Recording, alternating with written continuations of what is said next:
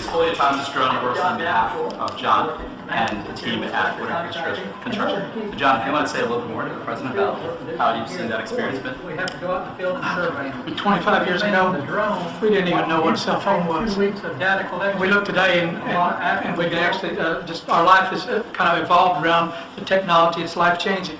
This drone is life-changing. We're finding out daily, not in the quarry side of things, but in the construction side of things, and other uses.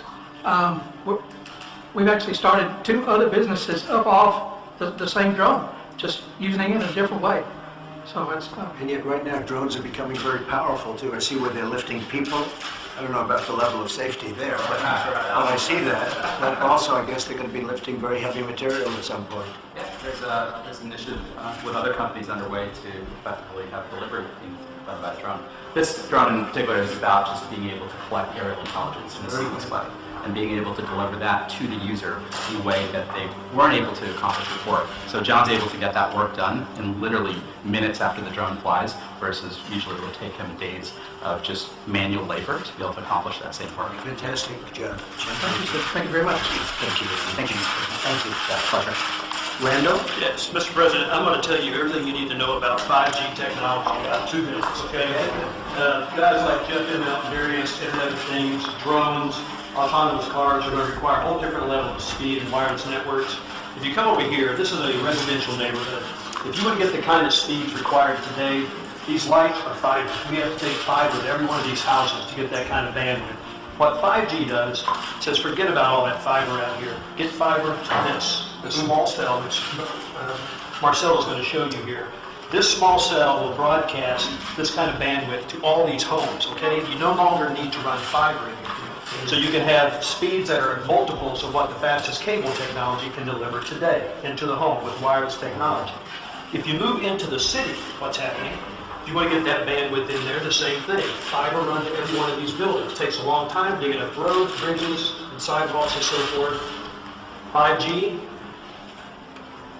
5G says no longer. In fact, all you need are small cells inside the city, and we can light up these buildings here as well, right?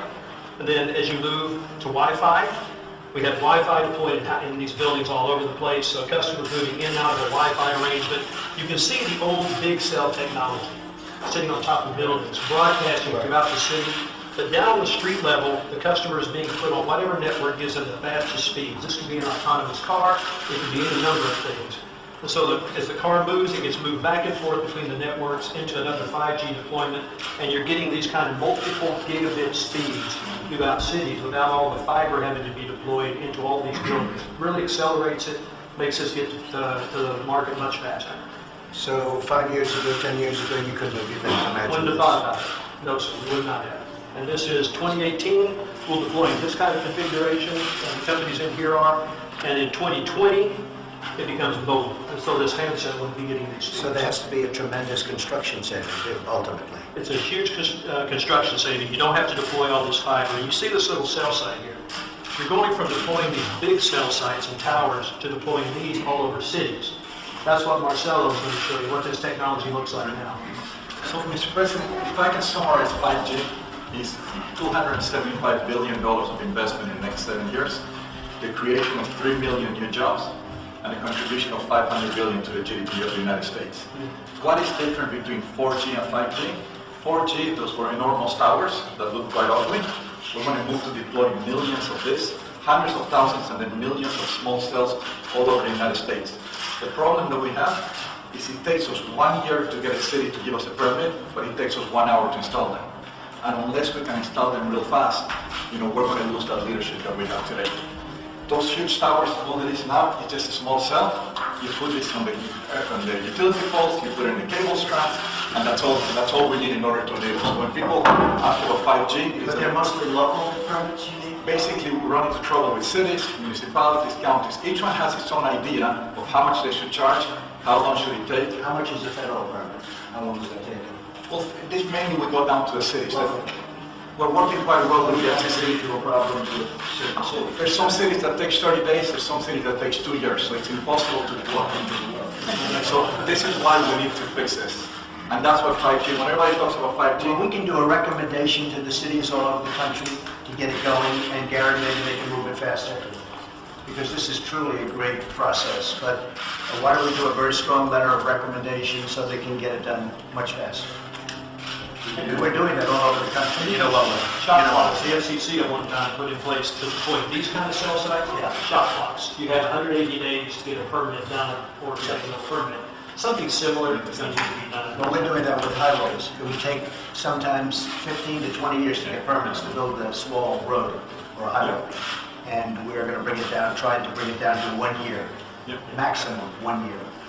And you have the same thing. This is much easier. so This is really much easier, believe me.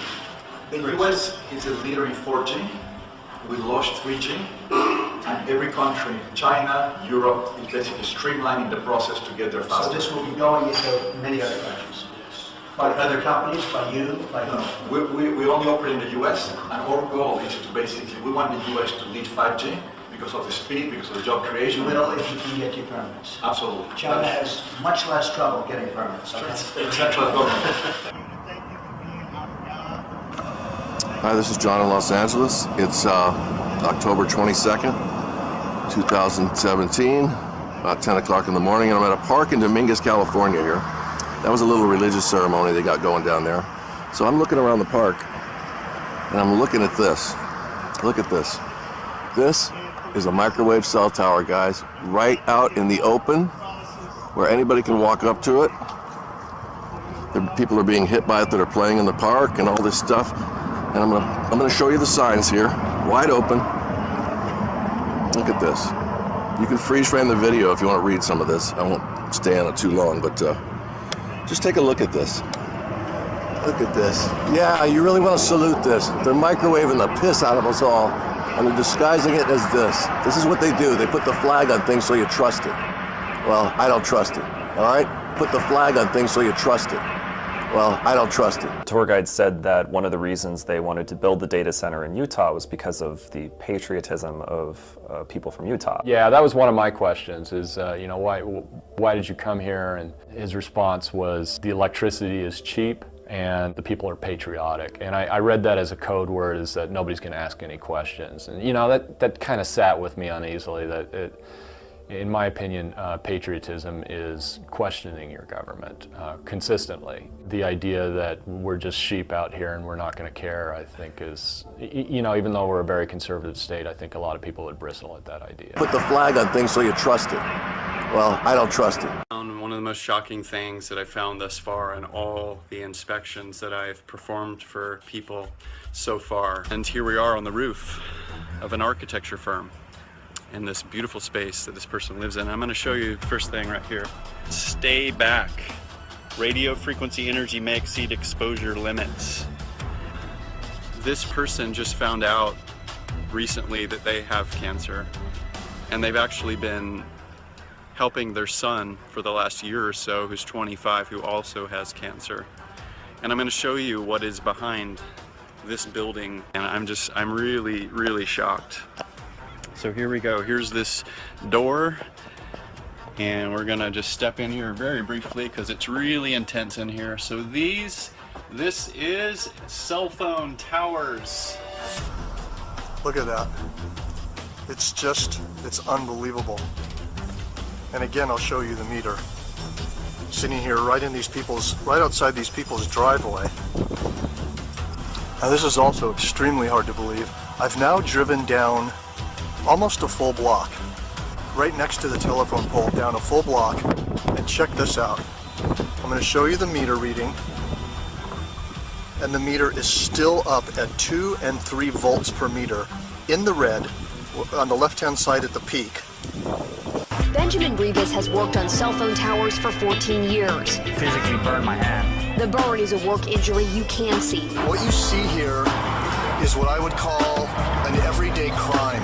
Other problems he said caused by the towers aren't as easy to spot.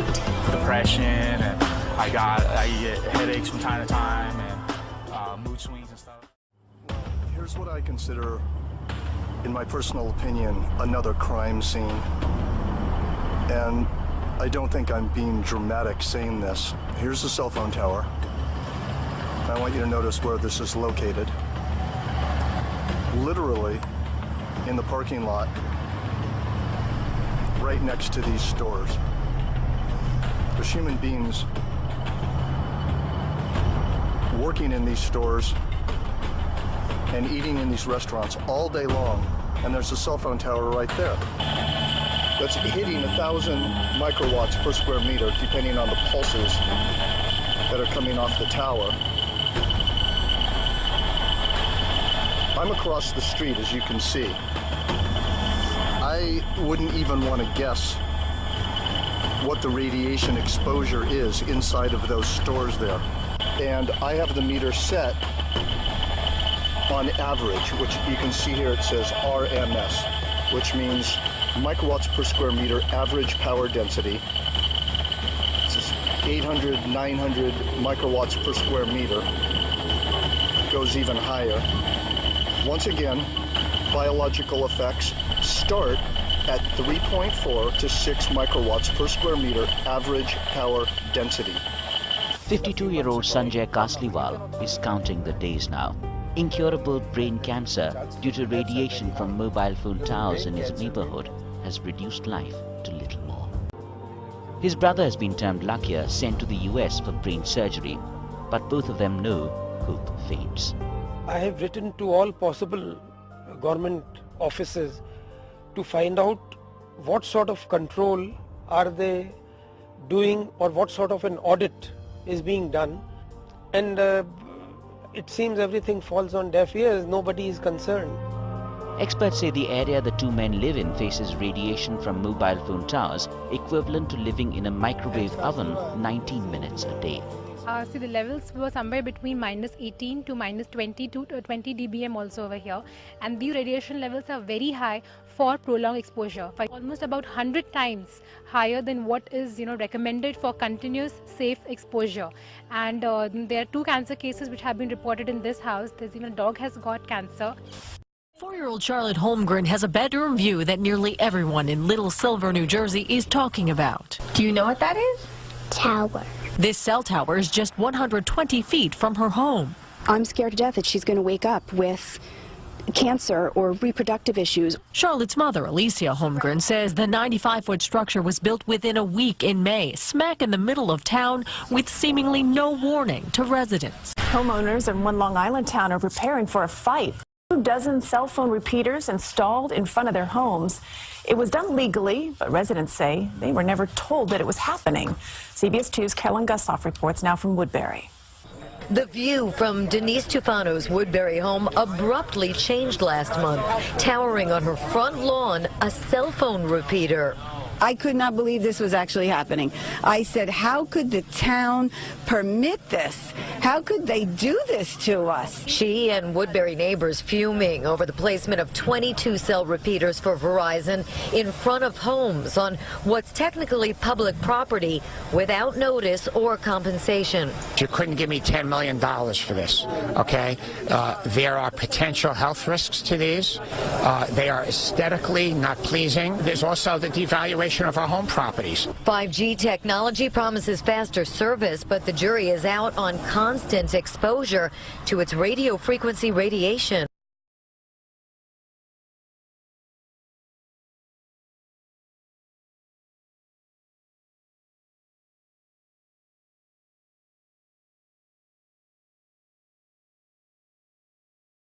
.5G technology promises faster service, but the jury is out on constant exposure to its radio frequency radiation. Your cell phone you use, you put down. Microwave you use, you stop. This is constant bombardment, and we don't know what is the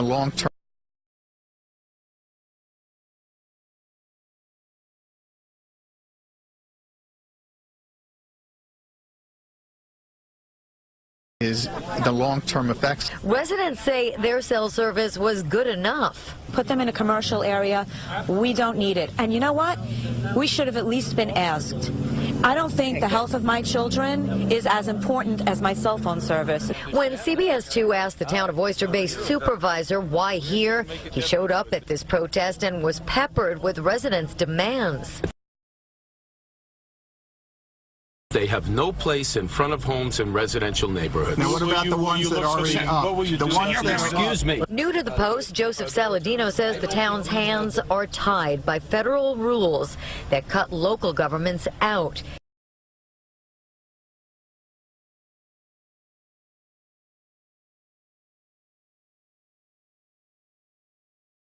Town Supervisor Saladino vows to do everything in his power to get these taken down and prevent new ones from going up in front of homes. In his power, the operative words. In Woodbury, Long Island, Carolyn Gussoff, CBS 2 News. Verizon tells CBS 2 to keep up with the explosive growth. They need the antennas closer to where people are trying to connect so that they will get better coverage. They claim that the small cells have exposure levels similar to baby monitors and microwave ovens. California City is fighting back at a proposed law that is moving quickly through the legislature.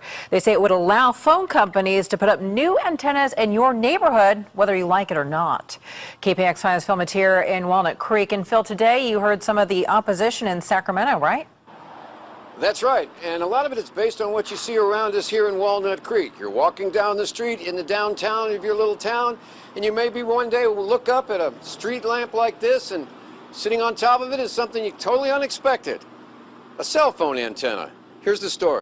5G wireless has the potential to be a game changer. But to pave the way for that game change, telecom companies need to put up between 30,000 and 50,000 of these small cell antennas, including several likely in your town over the next 5 years, but with only limited local say. Local neighborhoods would be seeing something the size of a refrigerator showing up on a street pole, and they could say nothing to stop it. A library, a school. On traffic signals, on light poles. This would give the companies free rein to install these small cells on any public infrastructure, and we would have no ability to say no. We're also talking about an industry that is a big player in California politics. In the 2016 election cycle, telecommunication companies contribute over $3 million to both California Democrats and Republicans that are now deciding on this bill, which, by the way, shot through committee on a 6-1 vote with 2 abstentions. It's going to be a tug of war, but it looks like they're going to win, so it's only a matter of time when we're going to be seeing these. By the way, you'll be able to check it all out on the internet because they're going to make that faster as well. In Walnut Creek, Phil Matier, KPIX 5. Back to you guys. People living near St. Joseph's Church on Green Bay's south side are voicing their concerns, protesting this morning against a cell phone tower that will be built on church grounds. Protesters of this tower say there are several reasons they do not want the tower to be built there, including what they say are health risks, lowering the value of their property, and messing with televisions and radios on their homes. A staff member of the Quad Parishes told us some of the reasons the church agreed to having the cell phone tower on its property, including financial benefits. Provide better cell phone coverage, and nowadays everybody has a cell phone, so that's one of the main things. It will be an evangelization tool for us. It's going to be a clock tower, and it will have our church name on all 4 sides, a cross on the top lit up so that people will know that there's a church here. It's a terrible location to put up a 140-foot tall cell phone tower. Willoughby Hills residents like Dan Valerian say they were stunned to learn their mayor approved a massive cell tower to be built here at this location on River Road without them even knowing it. A location residents say is all wrong. The beauty of the Chagrin Valley on one side, residential areas all around you, a historic cemetery, a historic building, and you're just going to wedge this thing right in the middle of all that? And some Willoughby Hills council members say the mayor broke the law by approving the project. And to find out that the mayor had signed it months before the first meeting was held, I think that's just wrong. And frankly, at our December meeting, we asked the mayor, not once but twice, did you sign any agreement with Verizon or the representatives? He said no both times. Did you sign this lease without consulting residents? Yes, I did. Did you sign this lease without consulting residents? Yes, I did. Mayor Robert Weger admitted he approved the project without talking to residents, but told me City Council was in on the deal. A deal that could have Willoughby Hills facing a lawsuit if it doesn't follow through. It's got to go through 2 readings at the Planning Commission, and that hasn't happened yet. Reporting here in Willoughby Hills, I'm News 5 investigator Joe Paganakis. Residents in one of El Paso's oldest neighborhoods are speaking out against a proposed cell phone tower. KFOX 14 News at 9's Megan Lopez attended a Sunset Heights community meeting tonight to find out why they're so opposed to it. She joins us live in the studio. to explain why residents say they don't want the tower. Megan. Robert, people who live in the Sunset Heights Historic District say the 60-foot tall tower will be an eyesore. They say it doesn't belong in their community. The president of the Sunset Heights Neighborhood Improvement Association, Cito Negron, says the tower and the city is currently considering whether it wants to let Crown Castle build that tower for Verizon Wireless. These are some artistic renderings of what that tower could look like. Negron says that the company offered designs that would look like a Bhutanese structure to disguise the tower so it would resemble a UTEP design. But some of the residents I spoke with tonight say that's not enough. Now, they talked about disguising it to look like a UTEP tower, you know? But this is not UTEP. This is Sunset Heights. If they want to put that over there by UTEP, you know, that's their decision. It's not consistent with the integrity of the historic nature of the neighborhood. It might not be to the benefit of anybody but the cell carrier and the property owner. It's definitely not to the benefit of the neighborhood. Aside from being an eyesore, Negron tells me that the company has to get special permission to build that tower in that area because it's so close to some houses. Tonight, Sunset Heights residents met at Hal Marcus Gallery to discuss their options. Some have sent letters to the city's planning commission to ask for another area to be chosen for that tower. The city's planning commission is set to hear the cell phone tower proposal tomorrow afternoon. Reporting live, Megan Lopez, KFOX 14 News. Every new generation of wireless networks delivers faster speeds and more functionality to our smartphones. 1G brought us the very first cell phones, 2G let us text for the first time, 3G brought us online, and 4G delivered the speeds that we enjoy today. But as more users come online, 4G networks have just about reached the limit of what they're capable of at a time when users want even more data for their smartphones and devices. Now we're headed toward 5G, the next generation of wireless. It will be able to handle 1,000 times more traffic than today's networks, and it'll be up to 10 times faster than 4G LTE. Just imagine downloading an HD movie in under a second, and then let your imagination run wild.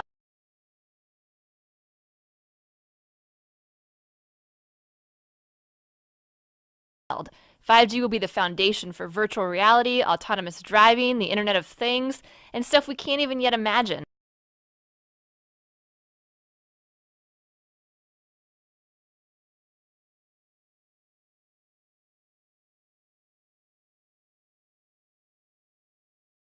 But what exactly is a 5G network?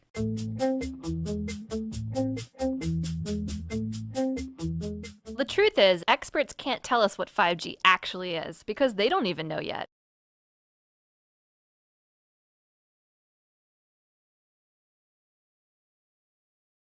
Your smartphone and other electronic devices in your home use very specific frequencies on the radio frequency spectrum, typically those under 6 gigahertz. But these frequencies are starting to get more crowded. Carriers can only squeeze so many bits of data on the same amount of radio frequency spectrum. As more devices come online, we're going to start to see slower service and more dropped connections. The solution is to open up some new real estate. So researchers are experimenting with broadcasting on shorter millimeter waves, those that fall between 30 and 300 gigahertz. This section of spectrum has never been used before for mobile devices, and opening it up means more bandwidth for everyone. But there is a catch. Millimeter waves can't travel well through buildings or other obstacles, and they tend to be absorbed by plants and rain. To get around this problem, we'll need technology number 2, small cell networks. Today's wireless networks rely on large, high-powered cell towers to broadcast their signals over long distances. But remember, higher frequency millimeter waves have a harder time traveling through obstacles, which means if you move behind one, you lose your signal. Small cell networks would solve that problem, using thousands of low-power mini base stations. These base stations would be much closer together than traditional towers, forming a sort of relay team to transmit signals around obstacles. We know people are already getting sick from the lower frequencies, and we expect, that is our scientists expect, that these higher, ultra-high frequency microwaves are going to bring people to disease quicker and in a more intense form. The other problem with 5G technology is these microwaves are very short. So our old microwaves were about 2.5 to 3 feet long. These are now about 1 inch to ½ an inch long, and they don't travel very well. So they're going to have to put a little cell tower transmitter in front of about every 2 to 10 homes. Now this is a big problem because we know that cancer rates around regular cell towers are about 3 or 4 times what they normally should be. We also know that there's neurological symptoms that increase as you get closer and closer to a cell tower. Now these new transmitters are going to be placed close to people's homes. It's going to be continuous exposure as with other cell towers, but it'll be emitting a much more higher frequency, high intensity wireless radiation. But laurels are not good resting places, so I think we have to start moving on 5G. Because today, the bulk of our spectrum activity when it comes to mobile takes place at 3 gigahertz or below. But going forward, we are going to have to bust through that ceiling, all the way up to 24 gigahertz, or perhaps even as high as 90 gigahertz. We are going to have to look to infinity and beyond. And then we're going to have to combine those stratospheric frequencies with dense networks of small cells. And if we do that right, we will have higher speeds with our wireless networks than we have ever seen before. And I think that is what 5G is going to look like. And I think we need to get moving because the rest of the world is already onto this. Brothers and sisters in Christ, stay watchful, stay vigilant, stay sober-minded. Have an awesome day, guys. God bless. To broadcast the entire Earth, it takes 2 kilowatts, 2 hair dryers. Now a microwave oven uses 1,000 watts or 1 kilowatt. Here's the damage 1 kilowatt can be done by somebody when they take a magnetron out of a microwave and turn it into a ray gun. This is just a small example of a low-tech weapon running on 1,000 watts. Then you have these things here, these huge towers of death. Now each row in this tower, an array, or a set of dishes or rectennas or whatever you want to call them, is connected to a cable with a maximum power output of 300,000 watts, or 300 kilowatts. That's 300 microwave ovens. We based that conservative estimate based on the gauge of the cabling that's running up to one of these arrays. They're estimated at 300,000 watts per cable. Those aren't fiber optic cables running up to those arrays. It's a thick copper gauge transmission line quality cable running up those towers. Now if there's 10 cables, that's like 3 megawatts of power. And these cables are out there to output power to the magnetron, not for data transfer. That's an important point. These cell phone towers are weaponized. There's no other reason to have this much power running up the cables. It isn't for data transfer. Now, FCC regulations limit normal transmission per array to about 400 watts.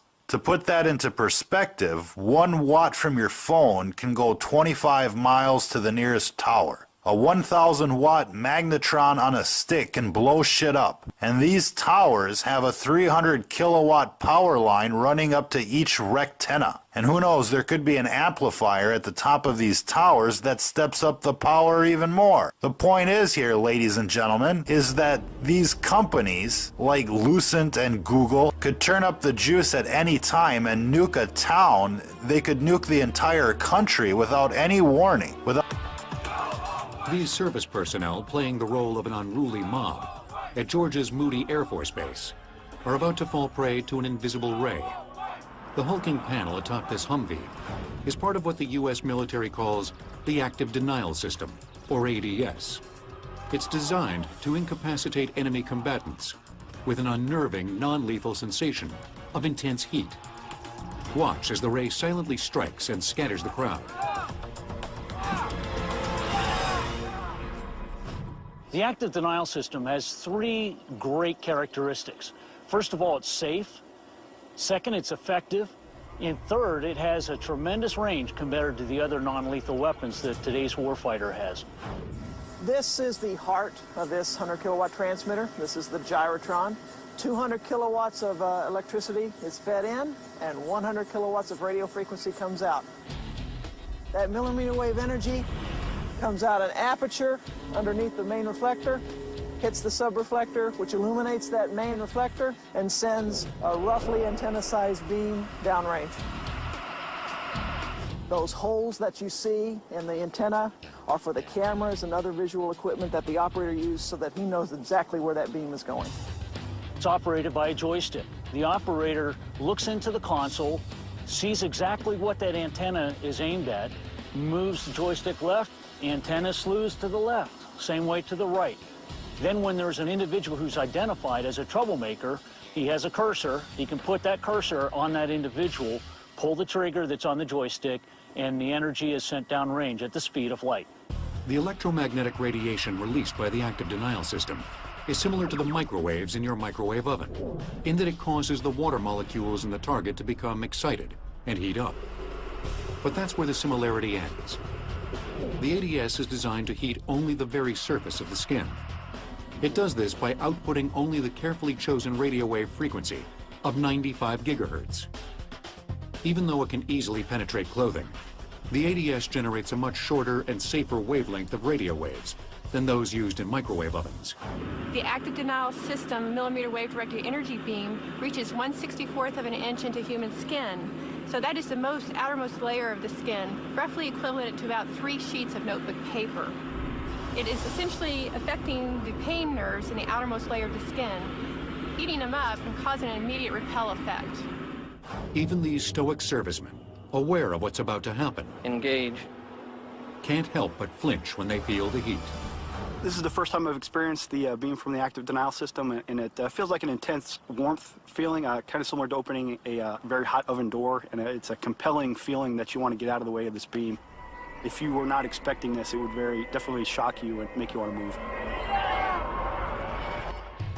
The ADS represents just the latest effort to devise an effective ray weapon. Talking about post-human society. That's right, you heard that correctly. Post-human. After human. When man merges with machine. When man will be no more. That is their endgame, to wipe out humanity. Where resistance is futile. That kind of thing.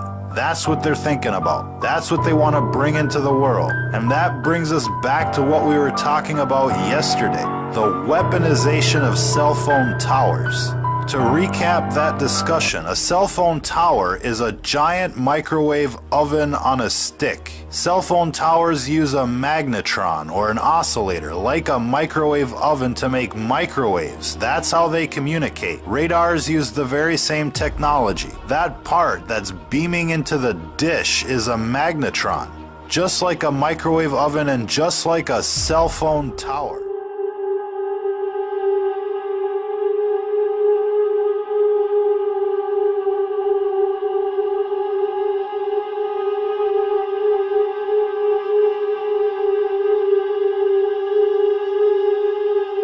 Cell phone service is still spotty. Companies like Verizon are using temporary microwave technology. Companies like Verizon are using temporary microwave technology to help people connect. It's kind of interesting when cell phone tower workers are telling you that they have headaches, that they have brain cancer, that they have all these health issues throughout the day, where they get these headaches or blurry vision. Why would so many of these guys have these seemingly often problems like this? You would think that if there was nothing really bad about cell phone towers, that obviously those who would work on these towers would be fine. But instead you hear something quite different. And with the readouts with this, 1,000 plus microwatts per square meter measured near one of these cell phone towers, when it only takes about 10 microwatts to even have any effect on you. So we're talking 100 times the threshold for where it actually can cause harm to a person. So it's very interesting, you know.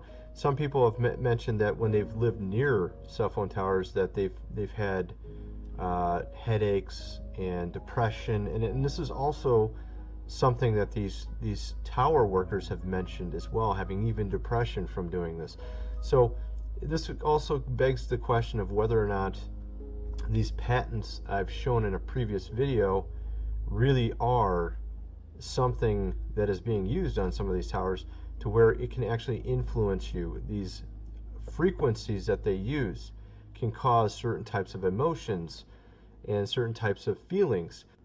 At certain frequencies, it makes you even potentially depressed feeling. And in other frequencies, it can cause you to even become enraged. And why is there so many cell phone towers? And in many cases, these cell phone towers, if you put your cell phone directly towards them in the range, and it doesn't do anything. You go look up the cell phone tower online, it says it's for this certain particular company, let's say Sprint. You go and take your phone over to it, and you have no bars. It doesn't even make any sense. Or even have some of these cell phone towers multiples in a row. Why would you have so many in a row? What's the relevance of that? It's supposed to be covering certain square footage, allegedly, but instead we have them lined up near a highway. Why would they be doing that? Especially not very far apart. So it makes you kind of wonder what they're really for here. Just make today. Everyone knows the government agencies are corrupt. It's common sense. It's clear that the system is broken and they're all crossing the line. Homeland Security, IRS, the USDA, the Treasury, the EPA, all of it BS. But rarely is it so blatant as it is with the FCC, the Federal Communications Commission, because, well, very, very few people pay attention at all to them. Hardly any resistance was put up against net neutrality rules, and that was a fairly big media story. Almost no one said anything about the mergers between the giant telecoms and the general complete takeover of communications. There really wasn't any resistance to the 1996 Telecommunications Act, which opened up a whole can of worms, a whole set of Pandora's boxes with the NSA and everyone else. But now they've opened up the floodgates to massive corporate control over our lives, a total surveillance system on the part of government agencies and their contractors, and the very near blanketing of the entire population. Literally, of everyone in the world. Literally, of everyone in the world. Autonomous vehicles, smart city energy grids, transportation networks, and water systems. Immersive education and entertainment will come from the cloud. The driving force of the 21st century will be powerful processing, centralized in the cloud, and wirelessly connected to thin clients. All of whom will be saturated with gigahertz signals literally everywhere they go on the planet, and no one has permission. The United States will be the first country in the world to open up high-band spectrum for 5G networks and applications. And that's damn important, and will generate tens of billions of dollars in economic activity.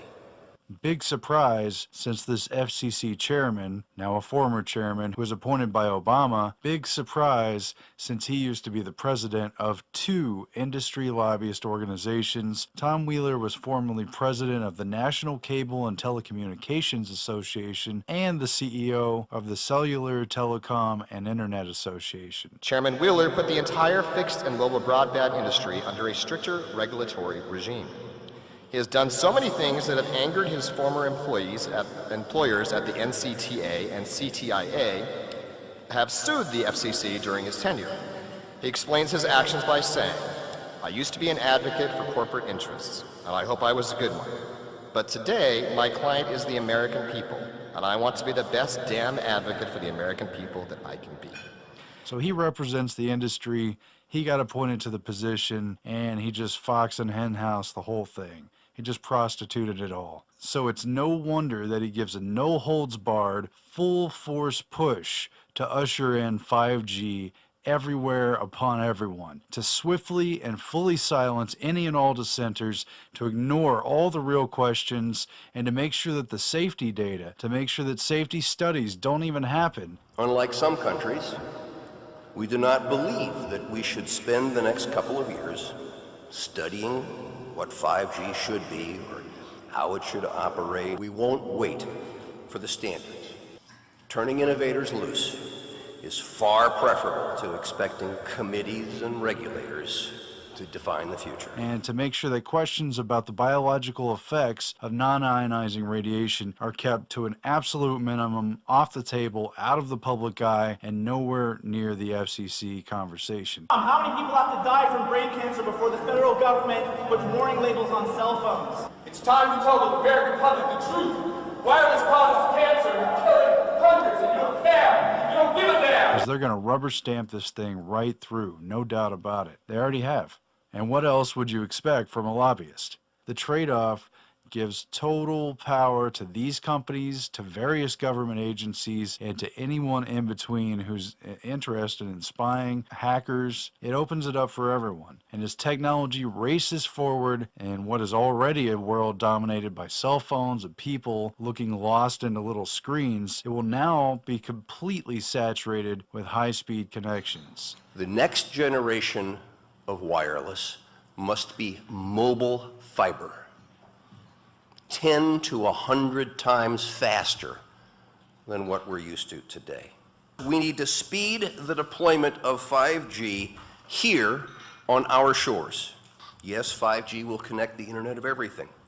If something can be connected, it will be connected in a 5G world. Of hundreds of billions of microchips connected in products from pill bottles to plant waterers, you can be sure of only one thing.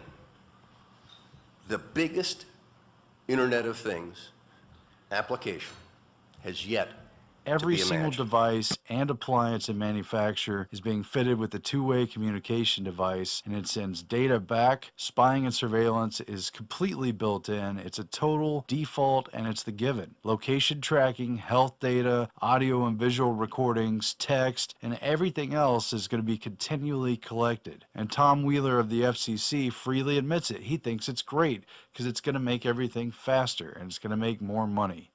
We take our most significant step yet down the path to our 5G future.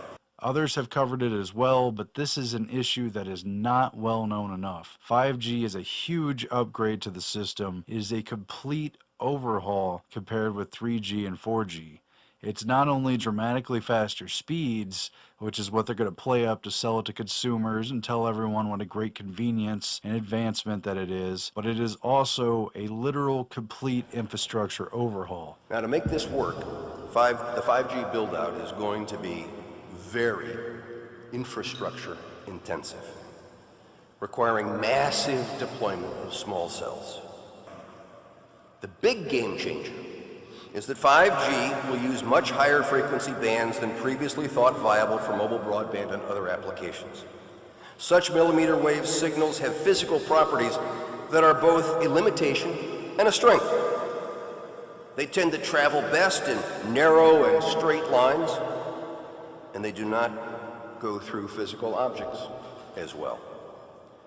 This means that very narrow signals in an urban environment tend to bounce around buildings and other obstacles, making it difficult to connect to a moving point. But brilliant engineers have developed new antennas that can aim and amplify signals, coupled with sophisticated processing that allows a moving device to pick up all of the signals that are bouncing around and create one coherent connection. They're going to put up boxes on telephone poles, or at least that's what the articles have said, and they're going to be on ground level sites and everywhere else, and it will completely replace the now obsolete cell towers that you've seen around and you've got used to seeing. Those are obsolete. These are coming in very quickly. The cell phone and wireless companies are spending billions of dollars. They're racing to complete installation of the system by 2020, and that's now only 3 years away. Verizon and AT&T tell us they'll begin deploying 5G trials in 2017. First commercial deployments they're talking about are expected in 2020. They're fueling money into cities and private owners where the towers will be installed. They're paying them off, and they're moving so fast that there's going to be very few places that are free at all anymore. I don't want to add paranoia, I don't want to make people fearful, but basically, where can you run from this? Once this system is fully launched and up, it's It's going to be just like the Terminator Genesis system. It's going to be the rise of AI, and it's going to be like there's no looking back. We must reject the notion that the 5G future will be the sole providence of urban areas. The 5G revolution will touch all corners of our country. We are the pioneers of a new spectrum frontier. No one gave permission for this because most people don't fully understand what's happening or why it matters. They're going to click on little agreements on their cell phone for the different sites they visit, and they're going to have no idea how much is going to be taken from that. But it's clear that this is not a good bargain, and people need to be warned. They should try to oppose this in their local cities and where they can, and try to challenge these companies, because they don't want to face resistance, and they don't want a population that knows about the dangers and the risks of this technology. But the capabilities of this technology are absolutely unfathomable. I can't cover it all in this video. Go look it up for yourself. Now, I'm not going to get into Dr. Rasa Day of UCLA right now, do a more in-depth video later on, or a lot of the other brain doctors and neurological researchers, but Rasa Day was working with the CIA and exchanging technology and study data with the Russians back in the 60s and 70s and even further back, and he figured out scientifically, demonstratively, how non-ionizing radiation at various specific frequencies from microwaves or from other signals, how they could alter human and animal behavior. For instance, a simple 10 hertz wave could put someone into a stupor within a couple of minutes. Using neuroelectric devices that they developed by the 70s, they could put individuals or entire towns to sleep on command. They can aggravate people, they can alter their sexual preferences, they could delete their memories, they could turn on desire, they could turn on repulsion, and they could otherwise hijack someone's spontaneous and natural behavior. They could literally hijack your nervous system and your brain. And that was 30 or 40 years ago. Now things are very advanced, they're very precise, and they're very far along. There's discussions now at the Davos World Economic Forum that have broached the topic of mind reading and literal mind control. And these devices, the capability to do it is built into everything, every handheld unit, every laptop, mobile device that everyone's carrying around. And once things are fast enough with 5G, all bets are off. The constant ubiquitous connection with these next generation 5G towers, I mean, what else can you say? You either see it or you don't. Research undertaken in Denmark has shown that plants placed too close to Wi-Fi routers have trouble growing. The experiment was performed by a group of 9th graders after their proposal to monitor the effects of sleeping by a cell phone was rejected due to the lack of sufficient resources. Undaunted, they switched their focus to the more attainable goal of assessing the impact that router radiation from Wi-Fi had on plants. The group planted 12 containers of garden cress seeds and placed half in a room near 2 Wi-Fi devices and the other half in a separate room with no such gadgets. For 12 days, they monitored the progress of the seeds by photographing, weighing, and measuring them. By the end of the test duration, the results were clear. The seeds that were placed near the router had died or not grown as usual, while the others had begun to flourish. The teacher who oversaw the experiment assured critics that the 2 specimens were watered and cared for in the same manner. Their discovery has gotten the attention of a professor at the Karolinska Institute, who plans to carry out a similar test, but in a more controlled environment. You may sign up to speak. You may please leave. Please leave the room. Thank you. Please leave. Shame on you. Temper seemed to flare at the county school board meeting. This as board members heard from the public about putting up a cell tower on the grounds of Shadyside Elementary School. You are the deciders. The process started here, the process tracks here, the process ends here. Those opposed to the cell tower, some of them parents, say they have long-term health concerns. They were counting on the board to take action by casting a vote, even though it was only a review item. As board members, please protect our children. We absolutely need you today to be brave. Even as both sides lined up to be heard, it was evident there was still plenty of frustration. That's when the board had to call in security. It's time for you to leave. Thank you, I will, thank you. There was public support for the Shadyside cell tower from residents who tried to convince the board of the benefits. With the current storms brewing in the Atlantic this week, I think about safety. Will my cell phone work if I call for help?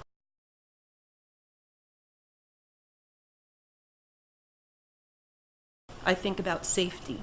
Will my cell phone work if I call for help or try to let my family know that I'm okay?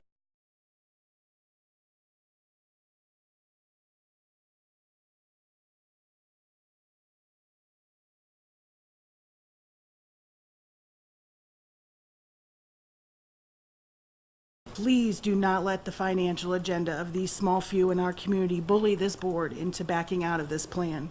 One board member called for a vote on the issue, even though he realized the item was only up for review. Motion fails at this time. That said, the cell tower proposal, now out of the hands of the school board, awaits an official permit. Now, looking beyond Shadyside, there are two other pending cell phone tower proposals, one of them on the grounds of school board headquarters. So what's the financial benefit? Last year, the school system collected a little more than $81,000.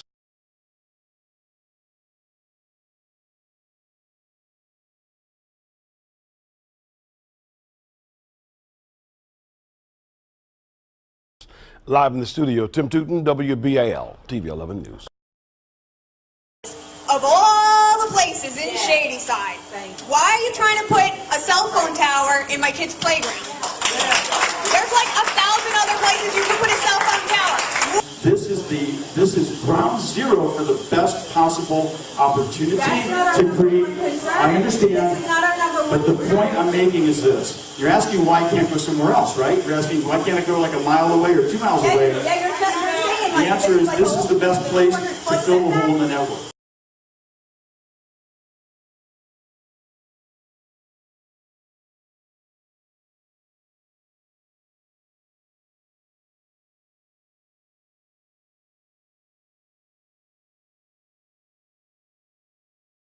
You're asking why can't I go like a mile away or 2 miles away? Yeah, you're saying the answer is this is the best place to fill the hole in the network. Really? There's really everywhere else in Shadyside. You're trying to tell me everywhere else in Shadyside you can't get more than 200 feet from a building or somebody's property line or whatever. That's what you're trying to tell me? And will you be guaranteed? Will we be guaranteed that the school is the cell tower is safe for us kids, and we won't get some sort of cancer or anything like that? Because I don't want cancer.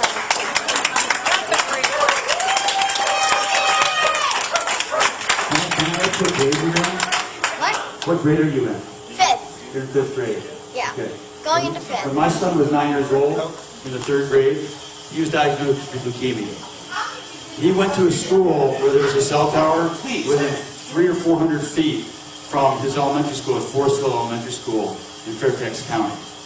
So if there's anyone that can understand your concern, it's me. Because I'm a parent of a child who had cancer and survived cancer. And I can tell you that there is no credible evidence to demonstrate that my son got cancer from that cell tower.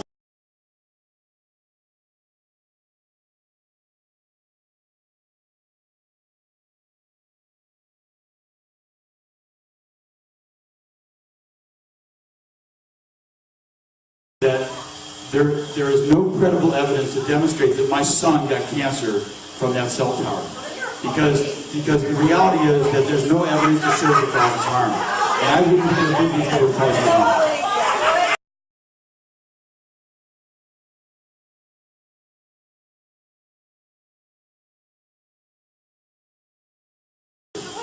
And I can tell you that there is no credible evidence to demonstrate that my son got cancer from that cell tower. Because the reality is that there's no evidence to show that that was harm. And I wouldn't have been if they were present. In cell tower will go up in Appleton. A judge ruled in favor of the company last week, but the city of Appleton and nearby neighbors are not happy with that decision. Fox 11's Alexa Santos has this Fox 11 follow-up. It just doesn't belong there. Neighbors near a proposed Verizon cell tower in Appleton are disappointed with a judge's decision to allow the company to build. At the end of the day, nobody should be allowed to build a cell tower that close to residential area. The city of Appleton tried to stop it. The Common Council denied the permit for constructing the tower because of concerns from neighbors about safety and loss of property values. They came forward and they really laid out their case. It was a pretty powerful case. So council said, no. See what happens. We'll take our chances. In August, Verizon sued the city of Appleton over that decision. Outagamie County Judge Nancy Krieger ruled in favor of Verizon's claim that Appleton didn't provide enough evidence to support that permit denial, and those grounds are not valid for denying a permit. We're definitely pleased with the outcome, and for us it really comes down to public safety. And for us it really comes down to public safety. And I can tell you that there is no credible evidence to demonstrate that my son got cancer from that cell tower, because the reality is that there's no evidence to show it causes harm, and I wouldn't be the business that would cause harm. And for us it really comes down to public safety. Verizon says it wanted to fill in gaps in coverage in the Appleton area and also make sure people could use their phones in case of an emergency. I think about safety. Will my cell phone work if I call for help or try to let my family know that I'm okay? My name is Chuck Groddens with Computer Care Clinic. One of the most frequent questions we get here in our service is, how can I resolve my Wi-Fi troubleshooting problems? People lose signal or a device stops connecting. So I decided in order to answer that question with any authority, I needed to look a little bit further into this whole Wi-Fi thing. What is it? How does it work? What type of signals are being broadcast? Are they directional? How much power do you need? And then I thought about it as I was doing this research. Well, what are the effects of these things, these Wi-Fi transmitters? What type of radio frequencies do they use? How much power do they need? And where are they? And how are they affecting us, if in any way at all? So this video is going to be a little bit longer than our usual tip of the day, but it's going to explore Wi-Fi and Wi-Fi signals, and we'll dig into a little bit of radio frequency too, just in case you forgot or you were sleeping during your physics classes in high school. So let's dig into Wi-Fi, find out the myths and the truths, and hopefully we'll have a better idea and handle on how to troubleshoot our Wi-Fi problems.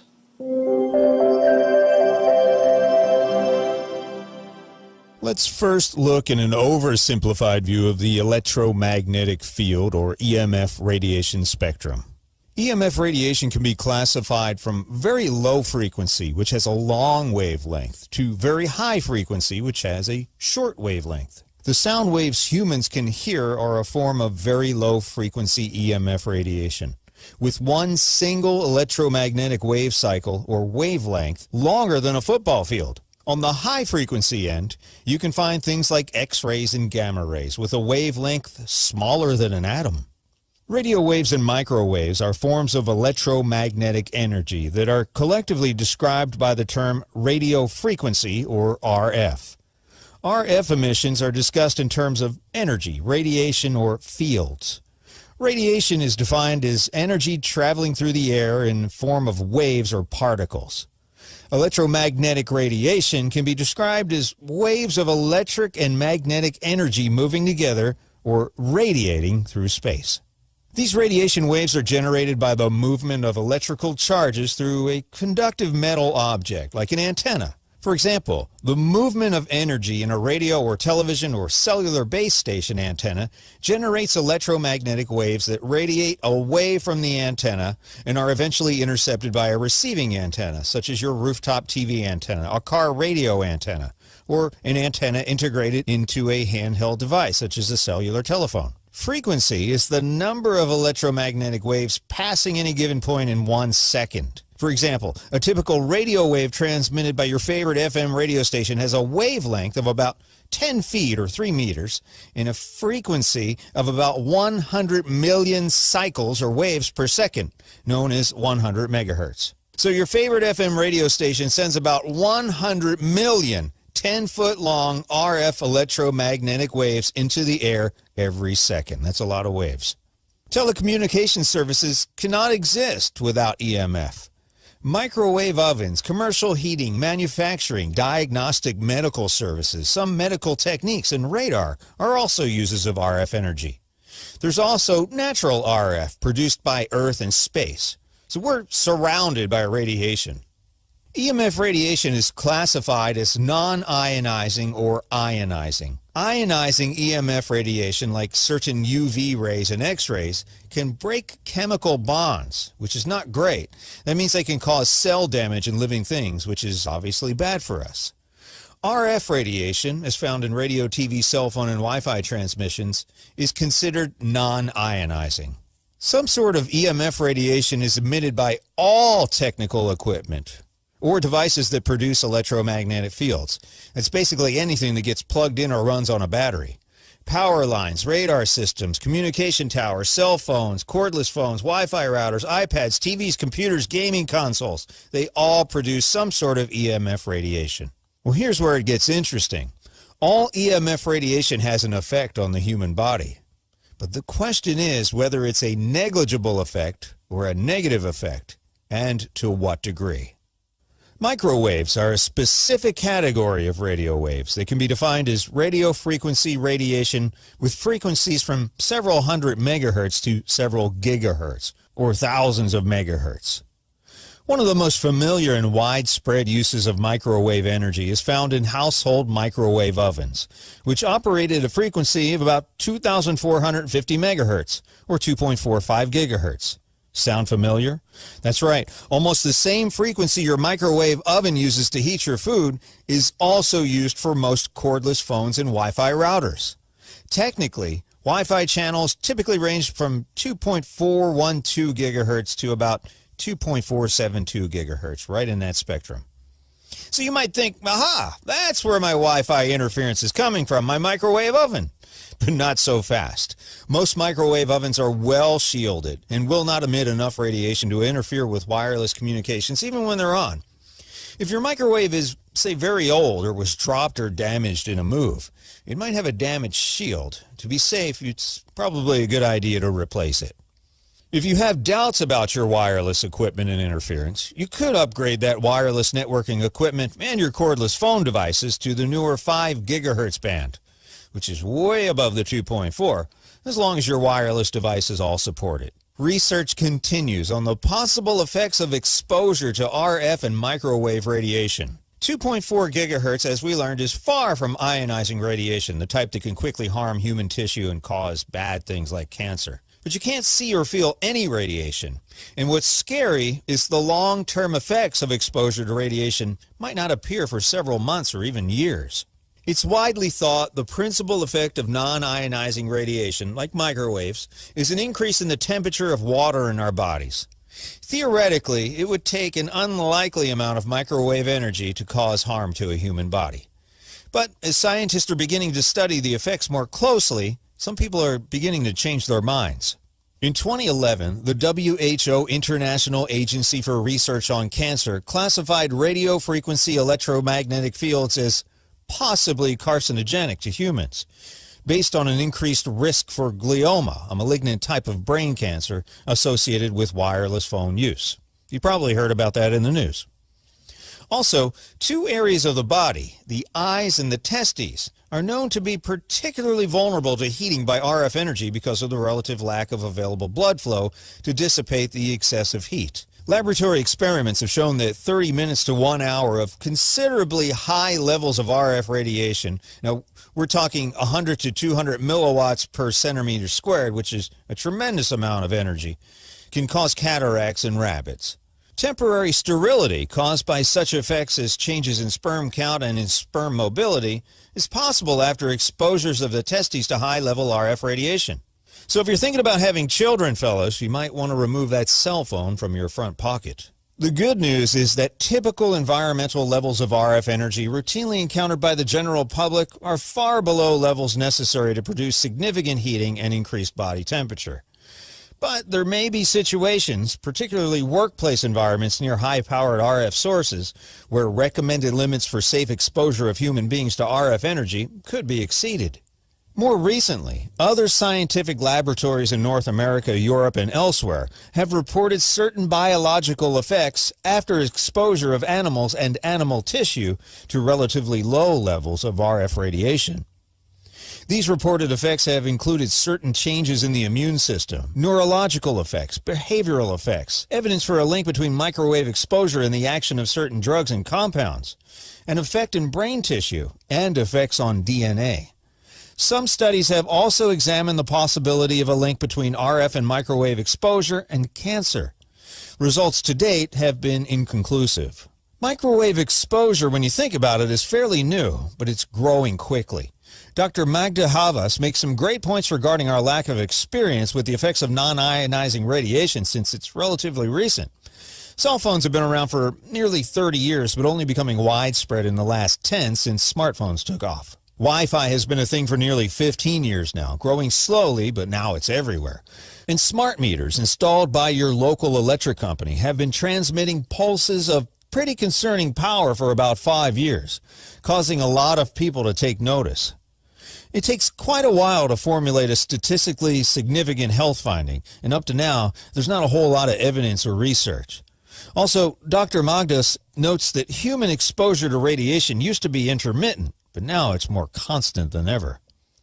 Wi-Fi routers emit a beacon signal that is continuous as long as the device is powered on. In other words, you don't have to be connected to the internet to be exposed to the radiation generated by a wireless router. When information is either uploaded or downloaded, the radiation levels increase both at the router and at the computer. The same is true for cordless phones and wireless baby monitors. Voice-activated baby monitors and cordless phones that radiate only when in use are available in Europe, but not currently available widely in North America. Now, some people are more sensitive to EMF than others, suffering from a recently discovered affliction known as electronic hypersensitivity. They used to just think these people are crazy, but now they're finding that symptoms including unexplained fatigue, sleep disturbances, headaches, feeling of discomfort, difficulty concentrating, depression, memory loss, visual disruptions, irritability, hearing disruptions, ringing in the ears, skin problems, heart palpitations, and irregular heartbeat, dizziness, loss of appetite, movement difficulties, and nausea may all be symptoms of electronic hypersensitivity. When electrically hypersensitive people go into an electromagnetically clean environment, many of their symptoms seem to diminish or disappear. Studies predict by 2017, almost 50% of the population may be complaining of this illness. Some countries are already withdrawing Wi-Fi from public areas and even creating radiation-free refuges for people with electrosensitivity. The bottom line on RF radiation and its effect on us? Well, the jury is still out, but it's not looking great. In the meantime, until we all know for sure, it might be prudent to take a few precautionary steps. Fortunately, it's pretty easy to avoid most microwave radiation in high doses. Move wireless routers and cell phones further away from people. The further they are away, the less RF you'll absorb. Use headphones or the speakerphone when you talk on your phone to keep it away from your brain. Don't sleep with your cell phone under your pillow. Don't put your cell phone in your pockets.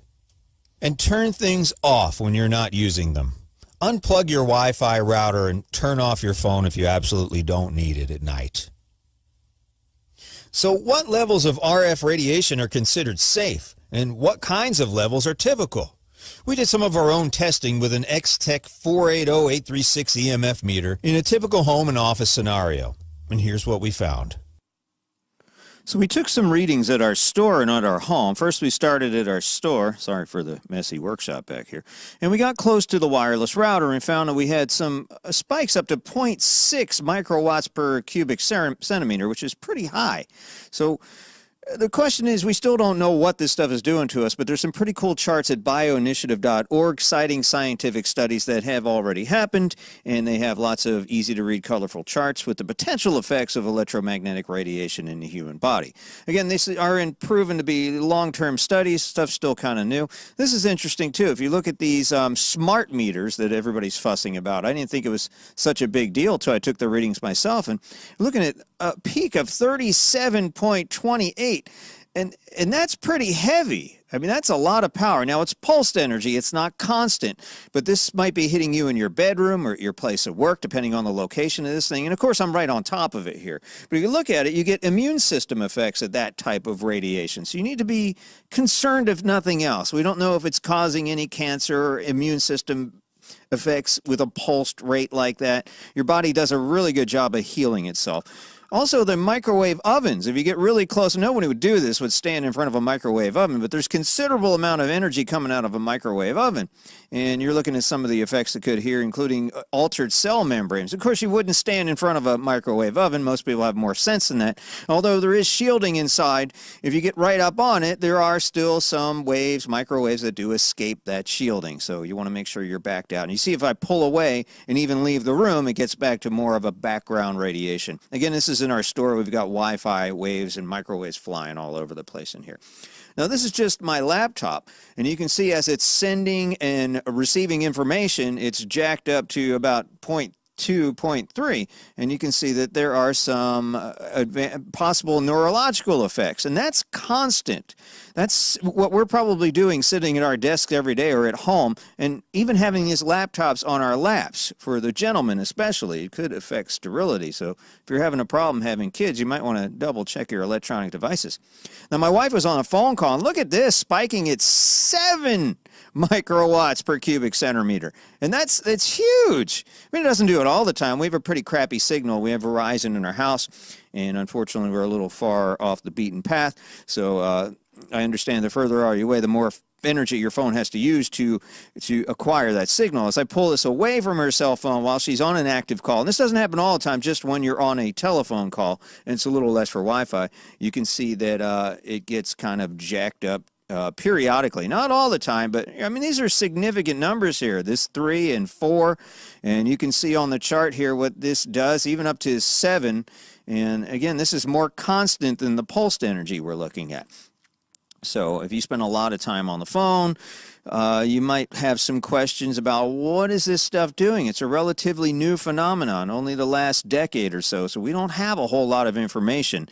We are the guinea pigs, my friends. So take some precautions and just be careful. It's better to be safe than be sorry. My name is Chuck Fresh. Please like and subscribe and tell your friends about this video too. Hey, we might all learn something if we put our heads together, and put your findings in the comments below, please. We'd like to know what you're experiencing with microwave and RF frequency radiation. Thanks again for watching.